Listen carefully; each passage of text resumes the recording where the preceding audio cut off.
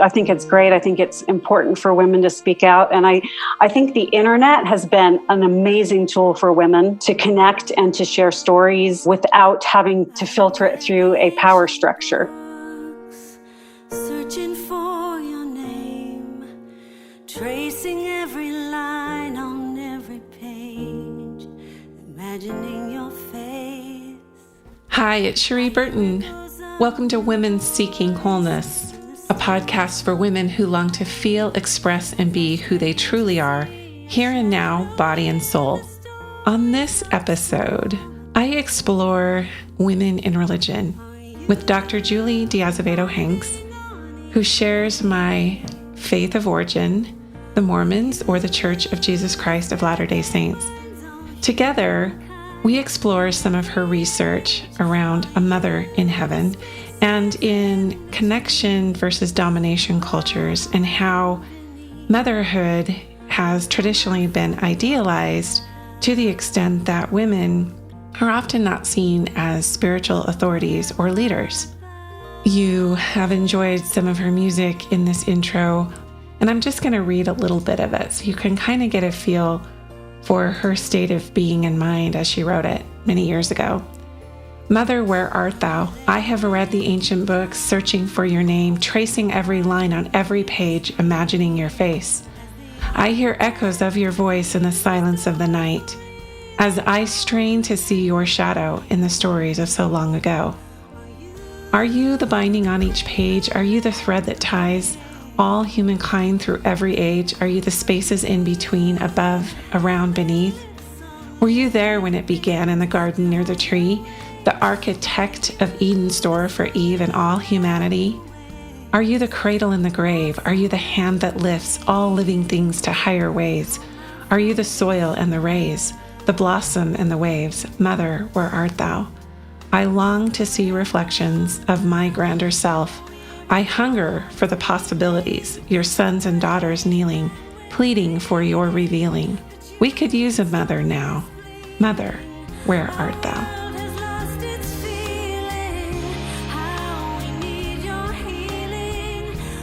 Hi, everyone, and welcome to Women Seeking Wholeness. This is Cherie Burton, and I've got a wonderful partner in crime today.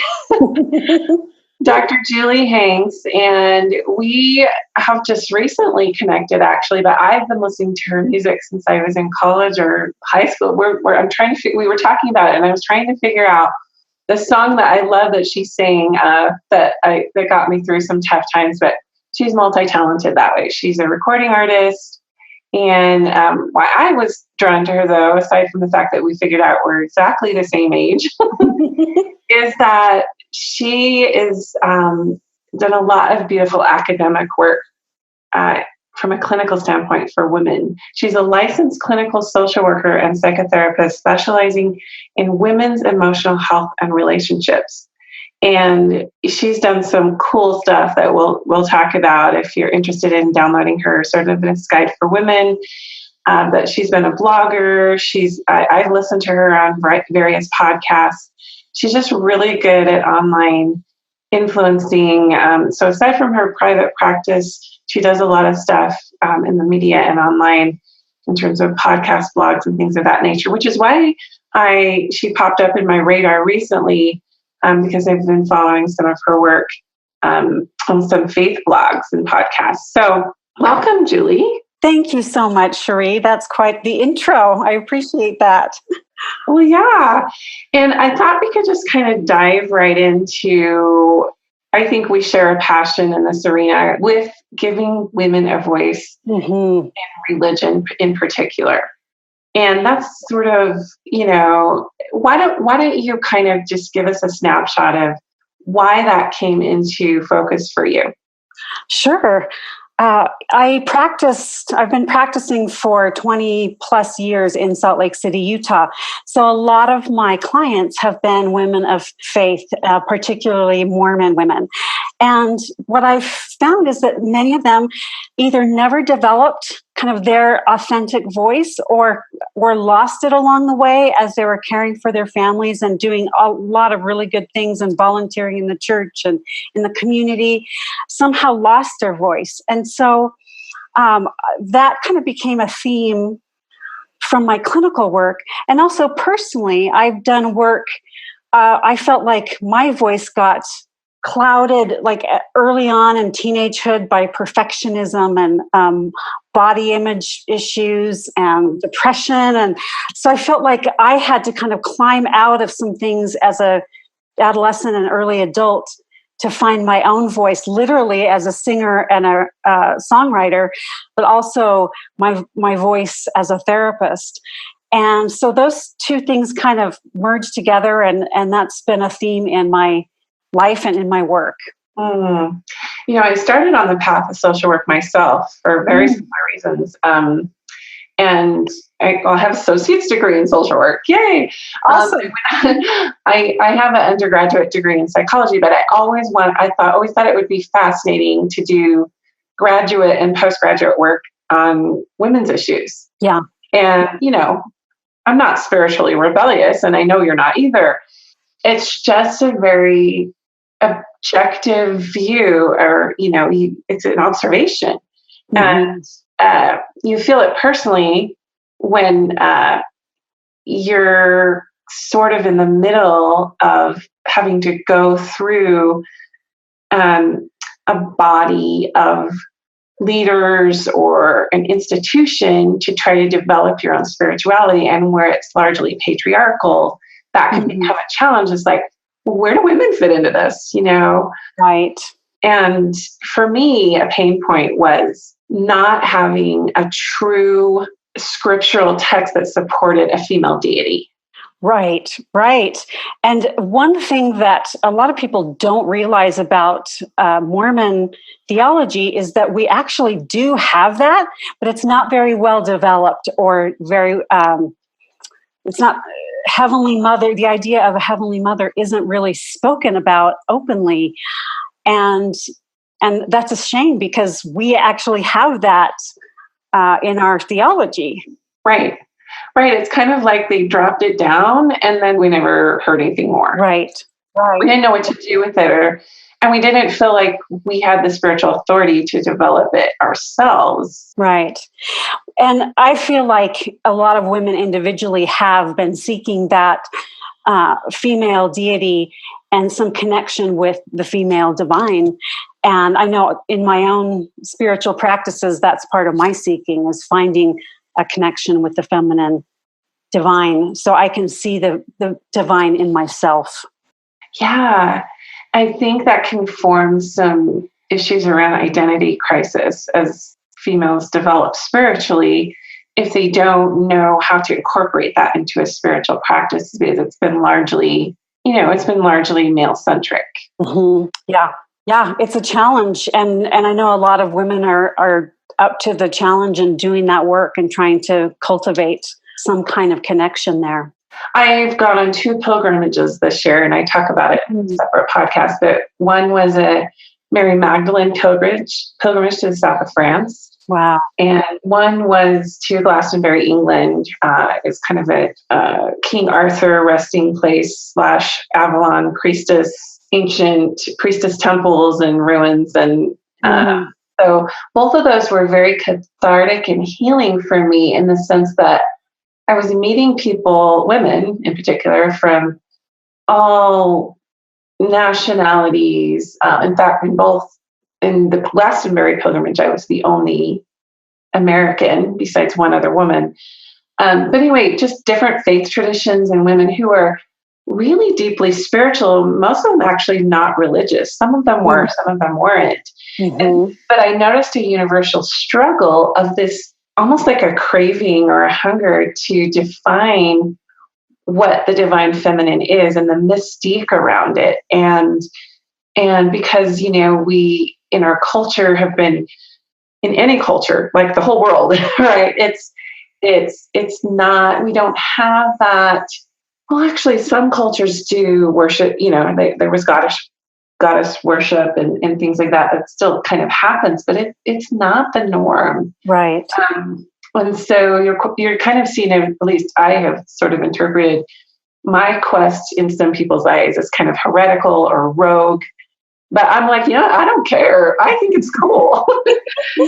And but let's talk a little bit. I know you shared with me before about your doctoral dissertation. Why don't you kind of climb, because it very much aligns with the whole patriarchal stuff. Yeah. Oh, I could go on and on. So I'm trying to how can I be succinct? I guess, so my topic was supporting creative productivity of mothers. And along the way, I stumbled across a theory called cultural transformation theory that changed not just my dissertation, but changed my life. And it's basically the work of Riane Eisler. And she has studied, and I've studied Minoan Crete. And the society there, which she calls a partnership society, whereas Western culture would be more of a dominator society. And in a partnership society, men and women are equally valued. Connection is more important than domination or ranking. So it's more about linking and connecting. Women were integrated into all aspects of life. Motherhood was not idealized. There was a lot of harmony with nature. Violence was not idealized. So you think about how amazing that would be to live in that culture and how different it is from a dominator culture, which we are steeped in Western culture. So for my dissertation, I created a partnership model of family organizations. So what would it look like if we had partnership families that were modeled after this other way of being that we don't even realize is available to us? So it's, instead of ranking people, it's based on linking and connecting. Less of that, instead of hierarchical, it's more partnership based. Right. And there is hierarchy. There are leaders, but they're in a hierarchy of actualization, and their responsibility is to elevate the entire group, not to keep themselves at the top and other people down.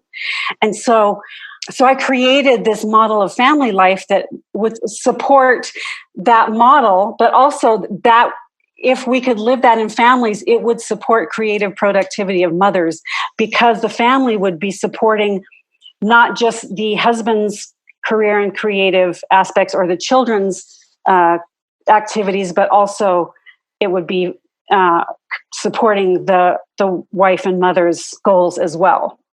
Yeah, that's so fascinating. So where were these cultures, and how ancient? And yeah, so Minoan Crete is one of the main cultures, but there are several throughout history.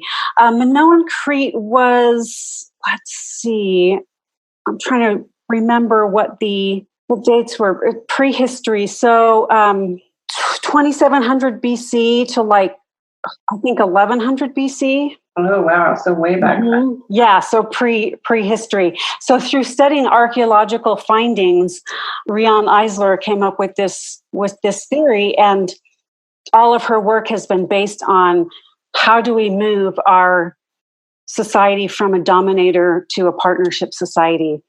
And I've just fallen in love with her work and have read everything she's written, and it's really been amazing. And it's also given me a lens to view my religious experience and the structure of the Mormon Church through the dominator partnership lens. And there are aspects of domination, and there are aspects of partnership. And I'm always watching for movement toward partnership, which is kind of exciting to see some of those changes. There have been some changes within the Mormon faith, for sure, moving in that direction. And I think there are definitely some aspects of the dominator that are very apparent. And it's been a pain point. Yeah. And I don't think I described a dominator society, I kind of described a partnership, but let me just clarify that. A dominator society is based on hierarchy, ranking, and with males at the top. Anything associated with females is devalued.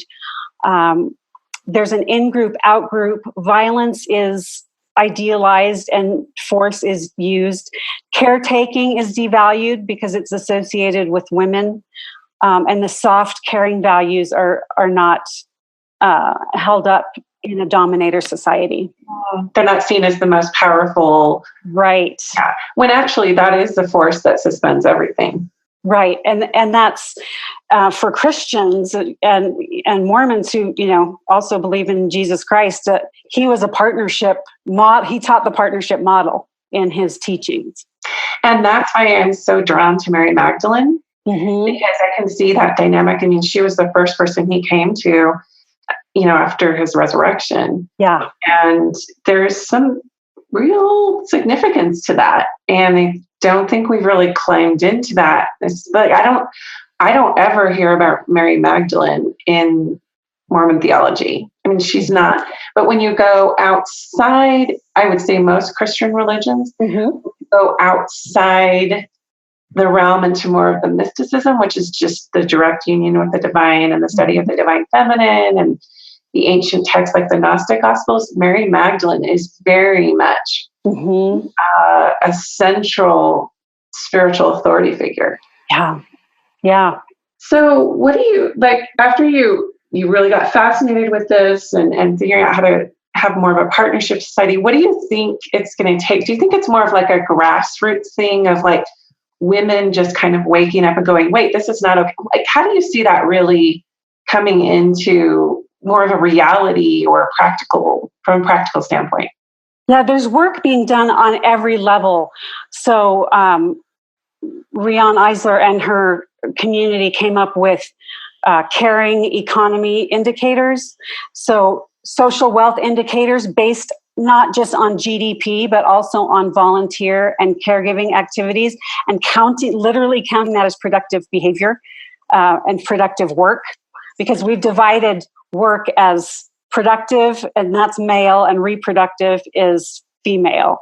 And so, and we literally don't count caregiving and volunteering as productive work in the GDP. So there's work going on in that realm, trying to change policy. I think we can change policy in terms of, supporting families in the workplace, early childhood education. But my passion and focus has been to teach families to organize, and let's raise up the next generation with partnership.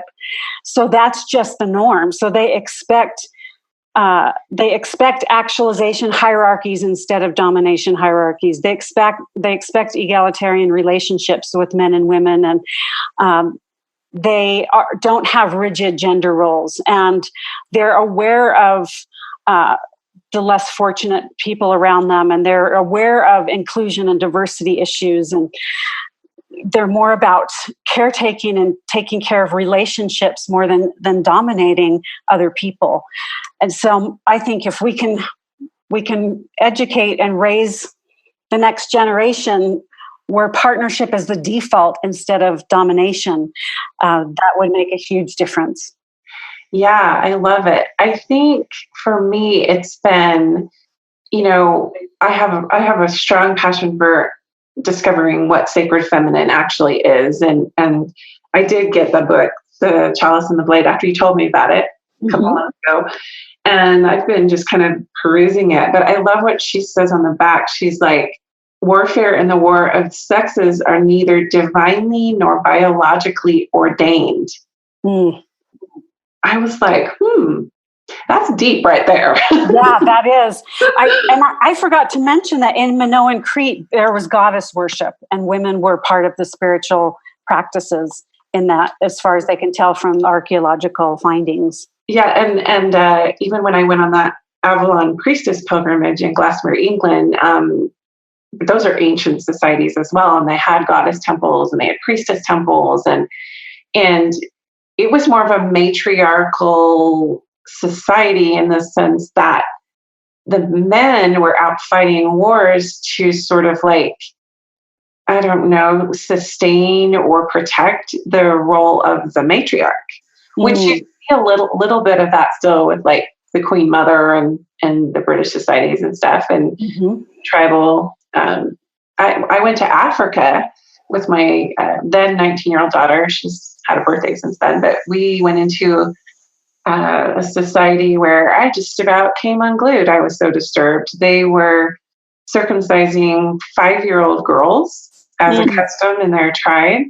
And it was just like women, because the tradition was that women could not experience pleasure in the future, and that they were only there to serve the patriarchal order of that African tribe. And I actually challenged the elder on it, who had like 4 wives. And he was smiling the whole time. And I just confronted him and I said, well, why do you do this? Yeah. Why? I was respectful. I wasn't angry. I was just, so why do you do this?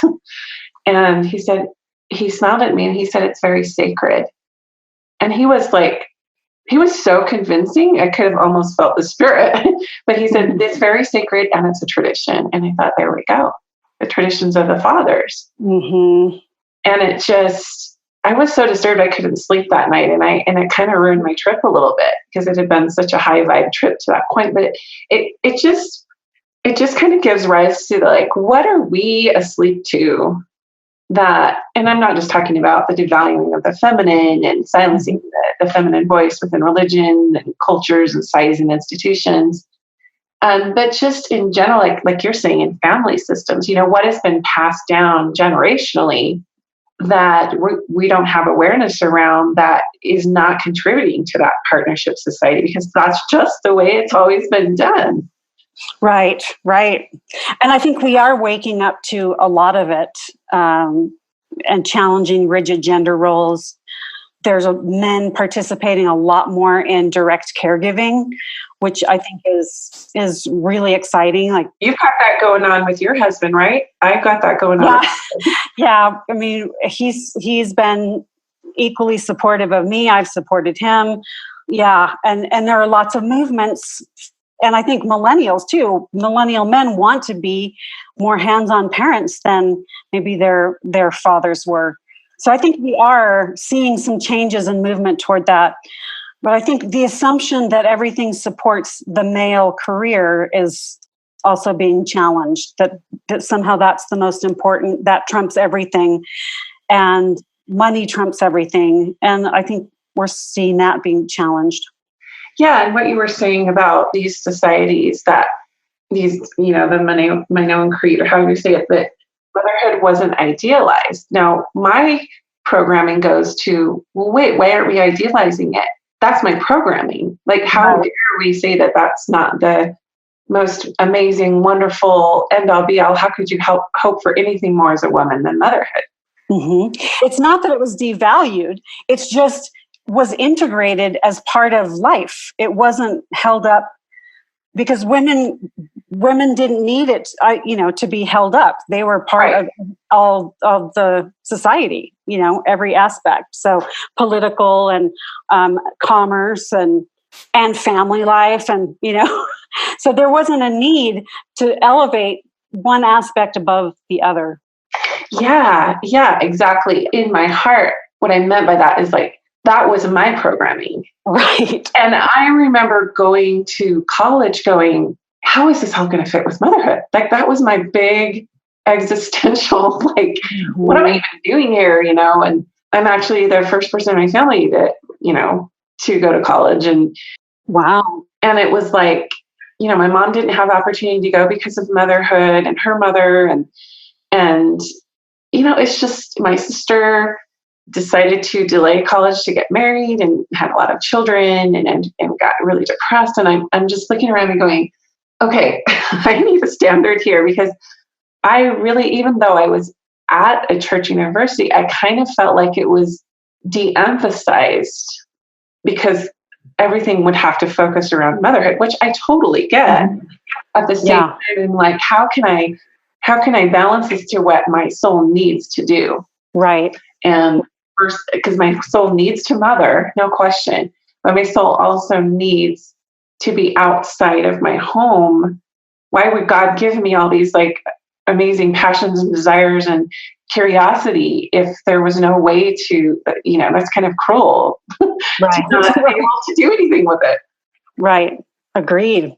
So I got really angry, and I think that kind of started me on a little feminist path in my late teens, early 20s, where I just had to figure it out for myself. And I think a lot of women, as we're kind of coming back to kind of giving women a voice within the construct of their religious community, whatever faith they're in, or spiritual community that they're in, what have you seen in terms of how women are feeling disempowered? Let's just start with that.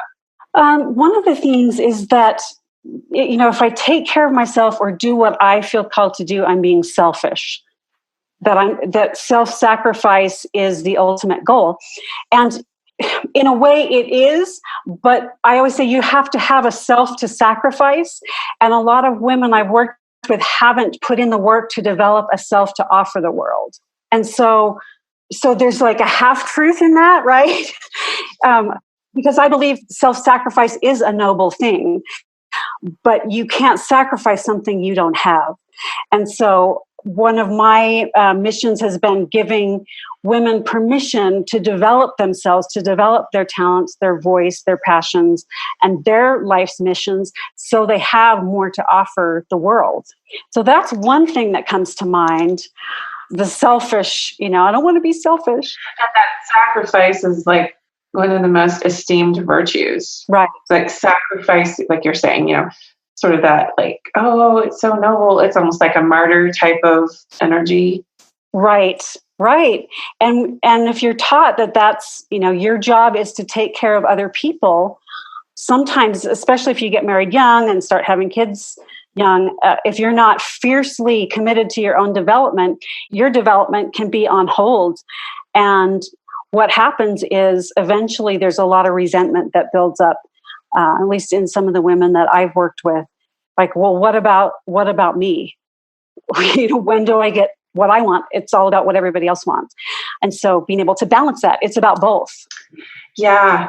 And there's almost an unspoken, like, if you challenge the existing paradigms and the cultural norms of that you're somehow less spiritual or you don't have a right to, and that can feel really confining, like you feel less spiritual. Right. Like something is wrong with you spiritually if you have desires outside of the specific realm of self-sacrificing for your family. Yeah, the whole homemaking thing. I remember, and you're in the same era that I am. I mean, I think we're the first generation, after the hippies and the ERA, in the 70s, our moms were like, I don't know how old your mom is, but, my mom was like late 60s, early 70s, just, she wasn't out there picketing, but I can guarantee you my mom was a homemaker, but she was a feisty, like she was very aware of the movement. And so she found various ways to, share her voice. Yeah. But what I'm fascinated with what you shared about the research of Riane Eisler is there were leaders, but these leaders were actualized. They were self-actualized. And I think that's really critical. Yeah. And Christ was the great actualizer. Right. And his mission was to actualize everyone, every human being, right? Was to lift, was to save everyone. And so that's the kind of leadership that a partnership society, a partnership system needs. Yeah, I've often thought, just in the construct of the Mormon religion, you grow up seeing men sitting in comfortable red velvet seats every 6 months. And that's your standard of hierarchy is just a lot of men who are given the last word and don't question and obey. And you see the wisdom behind how the organization is put together, and even, the revelatory practices that endow that. I think the key is that no matter what the position someone is in, if they're not as committed to the actualization of all of the people, as opposed to just their own rank, leadership, the comfortability around whatever position they're in, if they leave everything and make it a point to lift the lowest, that is a true mark. That I think that's where it gets just a little dicey. Is really making sure that if you are going to ascribe to a society, and you could call it a patriarchal or a matriarchal society, either one, those leaders need to be as committed to the actualization of the group and the individuals as they are to their own. Right. And in a partnership is neither matriarchal or patriarchal. It's integrated. Is there a word for it? Matri? And then there's got to be a cool word. Yeah, probably. But I just call it partnership. I love it. Because equality doesn't mean that there's not differences. Right. Between men and women. And I think that when you look back on the history of religious formation and the Nicene Creed, and how women were kind of written out of the sacred text in terms of having spiritual authority, or even some of the cultural things that made it into the Bible are really interesting about women being silent in the churches and things like that.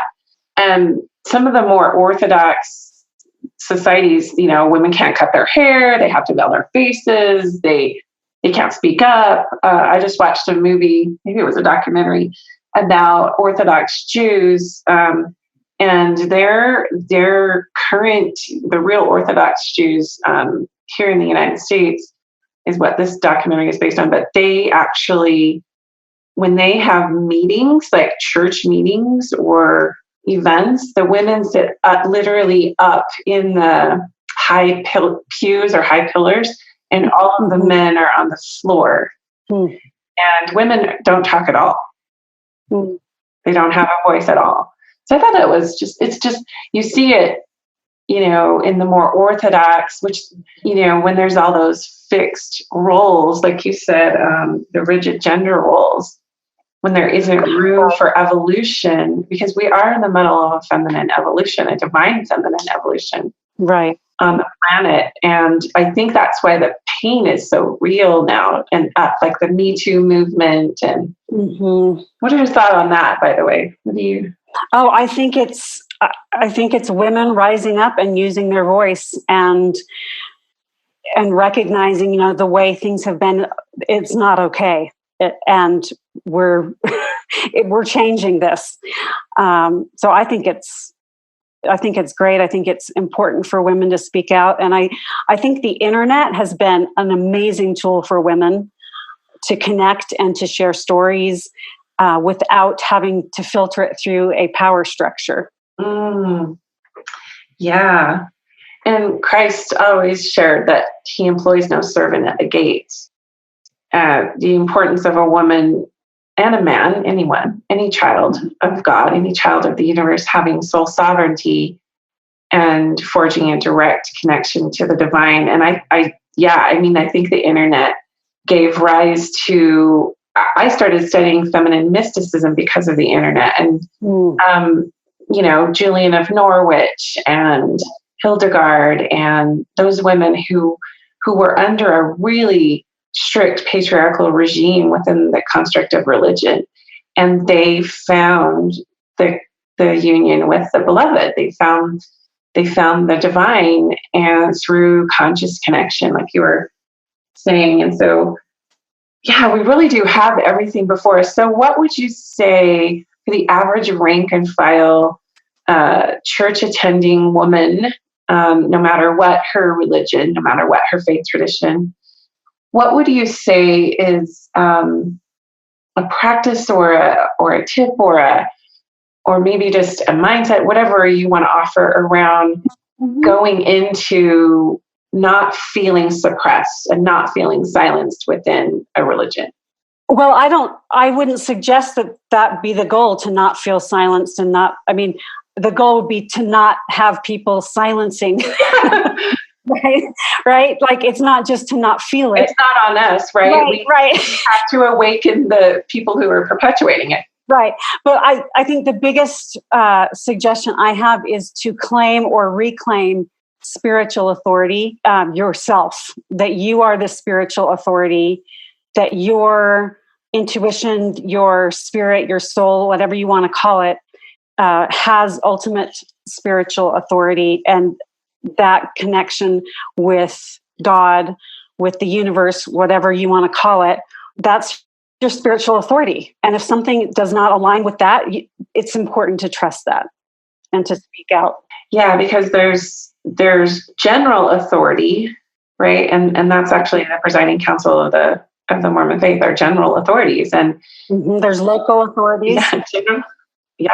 Local authorities, but we are the personal authority. Mm-hmm.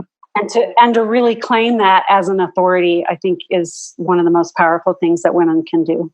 I agree. I think for women who are more introverted, there's still a lot of power. We're not talking about like raising your hand all the time in church, or, being super vocal that way, or offering unsolicited insights or what have you.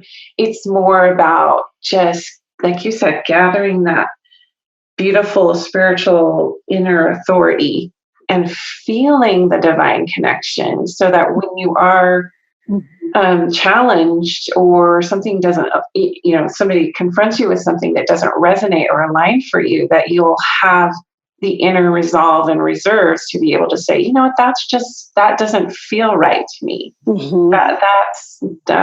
Thank you for your advice, but this is what I'm feeling from God. I saw a lot of abuse of that when I was in college, where, guys would say, well, I've prayed about it, or I had this vision, or whatever. Like they kind of manipulated their own spiritual answers to put that on me or some of my friends about dating them or even getting married to them. And it became really interesting to have to explain. Some women are just like, are you kidding me? But some other women really struggle and say, well, maybe, like, they don't trust their own, like, well, what if he's more spiritual than I am? And so I should just go along. Yeah, that's scary. that we easily give that authority away. Yeah. Oh gosh, we should probably do another podcast at some point and keep going with, there's some finer points I would love to dive back into around family systems, because I see a lot of disempowerment in marital relationships. I don't have that. I have a husband who is literally sometimes like shoving me out the door because he knows that I have to do this. I can't. It would be like telling an opera singer, like, don't sing anymore because you've got kids now, Right. I have to sing in my own way. I have to fly in my own way. And I feel like I have that partnership with my husband. Of course, we're always tweaking it and trying to rebalance it and whatever. But I have associates in my business, and I've got friends and some family members even, where it's like, they would not dare commit to anything. Or I've even had women say, well, your husband lets you do this? Like, the language is actually one of the principles that I teach in this model, conscious language use. And the words that we use need to indicate a shared responsibility and equal power in the relationship. Which lets you, he lets you, or, he babysits the kids, or even will you help around the house, says that the house is my responsibility and not yours, and you're doing me a favor. Like, he's just there in a helper role for what you're ultimately responsible for.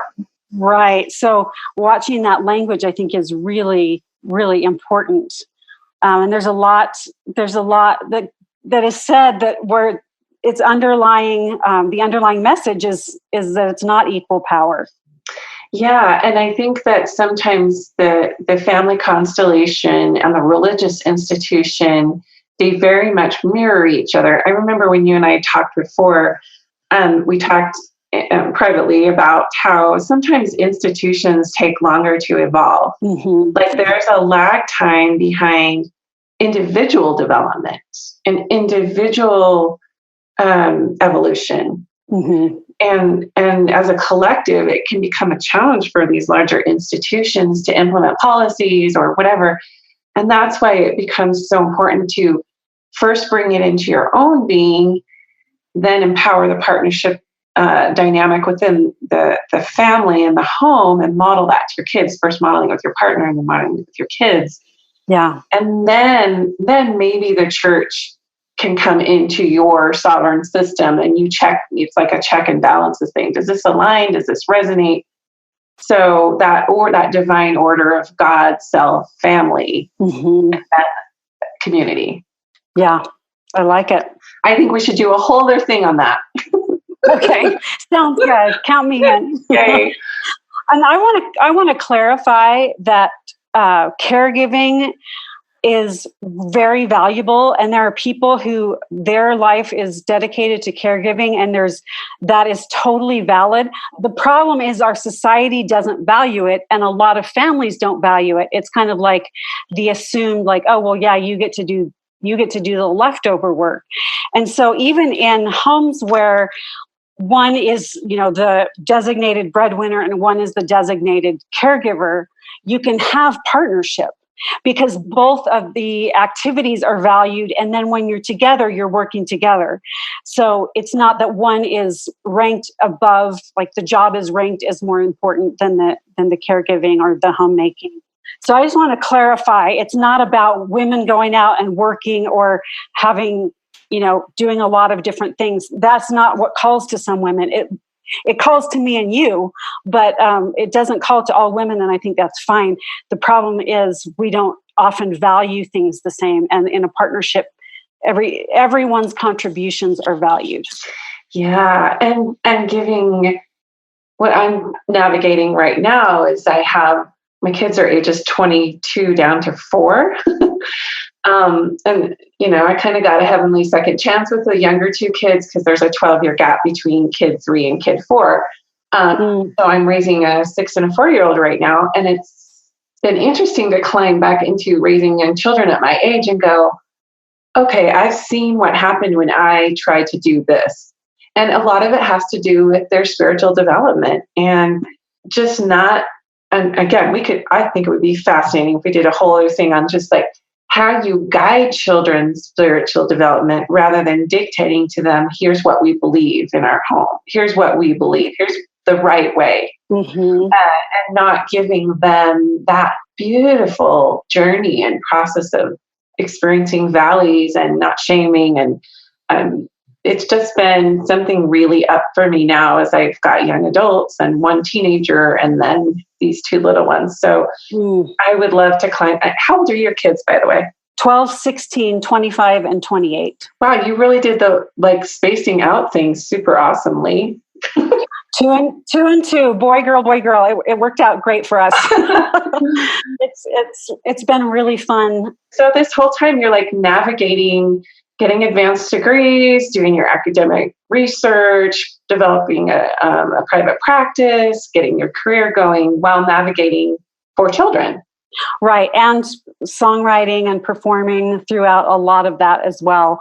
So part of why I developed or how I developed this partnership family is looking at my own family and going, how did we pull this off? Like that my husband and I both were able to get an education and do our careers and do what we feel called to do and have callings in the church. And it's that we try to do a partnership where we both have power. We both are valued. We require our kids to support us. It's not just about parents supporting kids. It's like, hey, I need you to step in here or, take care of each other. Of course, not in a way that's detrimental to their development or inappropriate, but just recognizing we're in this together. It's not my job just to do things for you and to make food for you or to do your laundry. Like you can do those things for yourself too, and for the family. And so kind of viewing the family and the home as a family farm where we all contribute. It's not just mom does all this stuff for the family. Right, which is super powerful to model. Is I will tell you, my 17-year-old son and my 22-year-old son identify themselves as feminists. They are spot on. I mean, their radar is up when they see gender inequality. And part of that is, my husband's mother worked, and maybe that's why we never had that. Like, it was a non-issue. Do my thing. Because he was raised with a mom who worked. Yeah. My mom stayed home, but at the same time, my mom was always like, you got to be who you are. You got to do what you want to do. So I just think for my boys, I've tried really consciously to raise them to not just take in what they're observing as the standard, but to go within and ask, how does this fit and align in my soul? And how does this feel when I hear this statement by this leader? Or really helping them to climb back into what my son at 17 said the other day, that he's more concerned about women's issues than his female friends, his high school female friends, which I thought was really interesting. But he's my son. But anyway, it's like, there's also this whole other thing of when we're talking about women being silenced and stuff, like there were certain things I think my mom and grandmother wouldn't say to their children that they were processing. Like if they saw a discrepancy, it's best to just process it on their own rather than to vocally run it through a family discussion or something. And I've done both. And I think what I'm finding now is that my children have really appreciate when I'm grappling with something that I vocalize it to my family system and we talk through it together and I get their take as a millennial. And are we Generation X? What are we? Z or something? No, I think we're X. We're Gen X. Okay. But our generation is the ones that kind of are trying to stabilize and normalize. And the millennials are like, hey, we want to be entrepreneurial and we want to fly and be tolerant and, they're very sensitive to social issues. And I really trust my older kids. They're like older souls than I am. And it feels that way. So they sense a lot of hypocrisy. They're very attuned to it and they get turned off really easy and they're very emotional about it. And so I would have stuffed it. In my time, I would have seen the discrepancy, but not challenge it and stuff it. They are like, I'm out of here. They feel it. Have you noticed that? I mean, has that been something you've seen? I haven't noticed. You mean with millennials, kind of giving themselves permission to define their own lives and their own. Yeah, I have seen that. And you've got millennials in your home too, so they're a whole breed.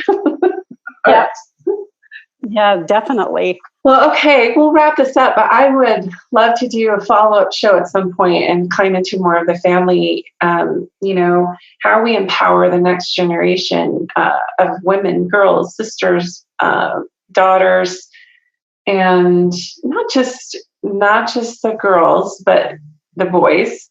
To establish more of that partnership dynamic within the home, helping them to become actualized, giving them the tools so that they can become actualized leaders. And maybe we could go into some of the skills from my assertiveness guide for women. Yes. Will you talk about how people can get access to that? Yeah, just on Amazon, just search the assertiveness guide for women and it'll come up, or you can find it on my website, drjuliehanks.com. There'll be links to that book. It's also on Audible and Kindle and all the different platforms. So that's available. And then I'll also give you links to partnershipfamilies.com where you can. Oh, yeah. There's a handout of the 8 C's of partnership families that I've developed and more resources for that if people are interested. Absolutely. Yeah.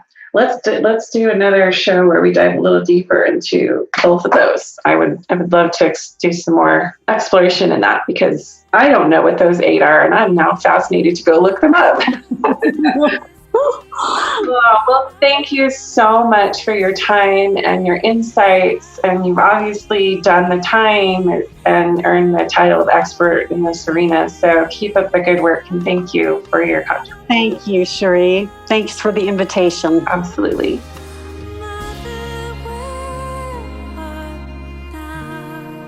This is the great era of the feminine. It's history in the making, and it's so much our sacred duty to express our sovereign souls and just be ourselves. So I think that's where Julie and I really share a passion for giving women the go-ahead to share their voice. Please get her free assertiveness guide for women on her website, drjuliehanks.com. Also, stay tuned to my website for more podcasts like this, where we will continue to explore giving women a voice, giving you your voice, and integrating the sacred feminine with emotional healing and mothering and authentic spirituality and natural health. Until next time, this is your permission to be, feel, and express who you truly are, here and now, body and soul.